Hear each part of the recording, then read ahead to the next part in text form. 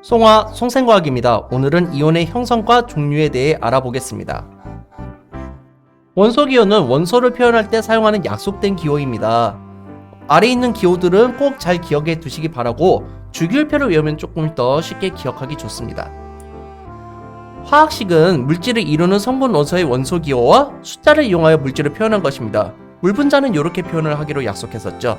근데 물분자가 만약에 3개가 있다면은 물분자식 앞에다 이렇게 3이라는 숫자를 크게 붙여주면 된다는 것도 기억해 두시기 바랍니다. 자, 여러분이 마시는 생수의 뒷면을 이렇게 보면은 무기 물질 함량이라고 해서 이렇게 적혀져 있습니다. 에비앙은 칼슘과 마그네슘이 다른 물보다는 상당히 많죠. 이런 식으로 성분을 비교할 수가 있는데 사실 표기법에는 약간의 차이점이 있습니다. 우리나라에서 나온 아이시스와 제주 삼다수 같은 경우에는요, 성분 원소를 적어 놓습니다. 그래서 원소 기호만 적어 놓는 것을 확인할 수가 있고요. 근데 이게 조금 오인이 될 수가 있는 점이 있죠. 칼슘 금속이 들어있는 거야, 칼슘 이온이 들어있는 거야, 이런 걸 조금 파악하기가 힘들다는 겁니다. 그런데 에비앙 같은 데서는요, 이렇게 플러스라는 기호를 이용해 가지고 이온이라는 것을 정확하게 표시를 하고 있습니다. 많은 곳에서 존재하는 이 이온이 어떻게 읽고 정확하게 표시하는 방법이 무엇인지 알아보도록 하겠습니다.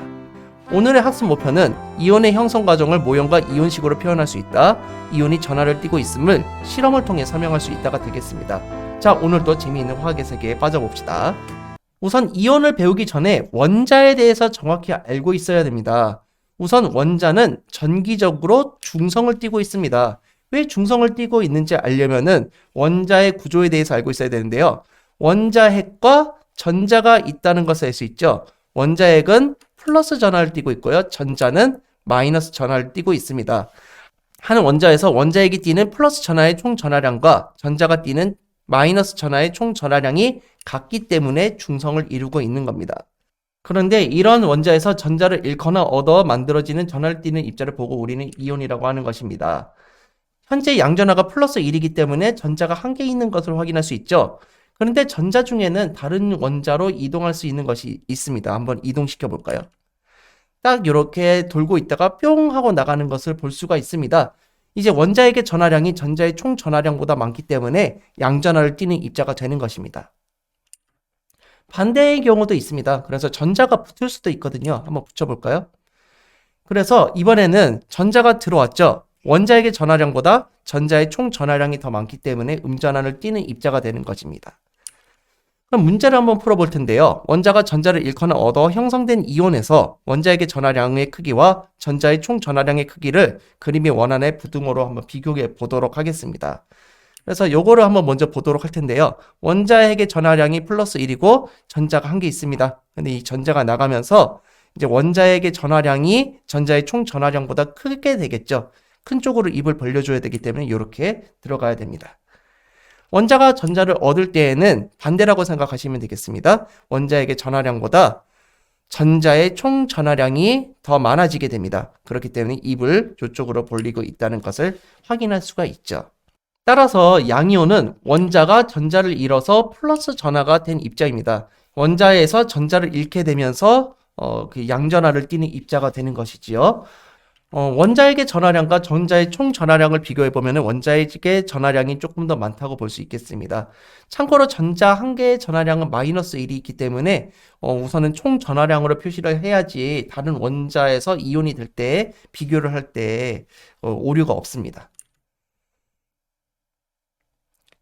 예를 들어서 나트륨 원자 같은 경우에는요, 원자핵의 전하량이 플러스 11입니다. 따라서 전자도 11개가 있는 겁니다. 근데 여기서 전자를 한 개 잃게 되잖아요. 그러면 원자핵의 전하량은 그대로 플러스 11입니다.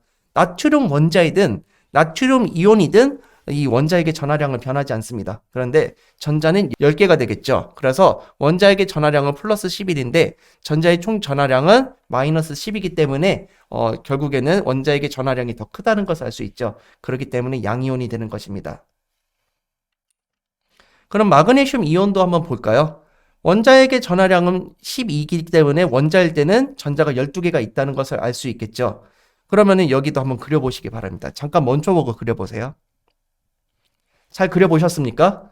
그러면은 답을 맞춰볼 텐데 원자핵의 전하량은 플러스 12로 동일하고 전자를 지금 2개 잃었죠. 그래서 전자가 10개가 되어 있는 것을 확인할 수 있습니다.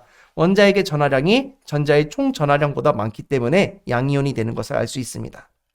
음이온은 원자가 전자를 얻어 마이너스 전하를 띤 입자입니다. 원자핵의 전하량과 전자의 총 전하량을 이렇게 비교를 해보자면은 전자가 들어왔죠. 그렇기 때문에 원자핵의 전하량보다 전자의 총 전하량이 더 많다라는 것을 확인할 수가 있겠습니다. 그러면은 산소 원자에서 전자가 2개 들어오게 됩니다. 근데 산소의 원자핵의 전하량은 플러스 8로 동일하죠. 하지만 전자가 10개 늘었죠. 그렇기 때문에 원자핵의 전하량보다 전자의 총 전하량이 더 많다라는 것을 알 수가 있습니다. 이럴 경우가 음이온이 된다라는 겁니다. 그럼 이것도 한번 그 문제를 풀어보도록 할 텐데 원자핵의 전하량은 변하지 않고 전자의 개수가 변하는 겁니다. 잠깐 멈춰보고 그려보시기 바랍니다. 네, 잘 그려보셨나요? 답을 맞춰볼 텐데요. 원자핵의 전하량은 플러스 9로 동일하고 전자를 1개 얻었죠. 그래서 전자가 10개가 되는 것을 알 수 있습니다. 전자의 총 전하량이 원자핵의 전하량보다 많기 때문에 음이온이 되는 것을 알 수 있습니다. 자, 그러면은 원자핵의 전하량이 플러스 3인 리튬 원자는요, 전자를 3개 가지고 있죠. 근데 여기서 전자를 1개 잃으면은 모형을 어떻게 그려줘야 될까요? 그렇죠. 원자핵의 전하량을 그대로 3으로 그려주고 전자를 1개 잃었기 때문에 2개만 그려주면 되는 것입니다. 그래서 원자핵의 전하량은 플러스 3이지만 전자의 총 전하량은 마이너스 2이기 때문에 원자핵의 전하량이 조금 더 크죠.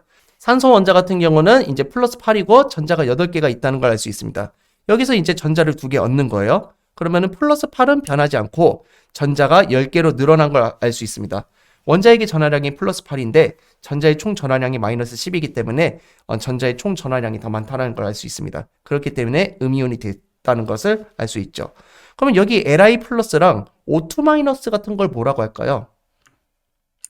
이런 걸 보고 우리는 이온식이라고 합니다. 다음 시간에는 이런 이온식을 어떻게 표현하는지 같이 공부해 보도록 하겠습니다. 자, 이 영상이 즐거우셨다면 좋아요, 구독하기 부탁드리겠습니다. 여러분 감사합니다. 송바.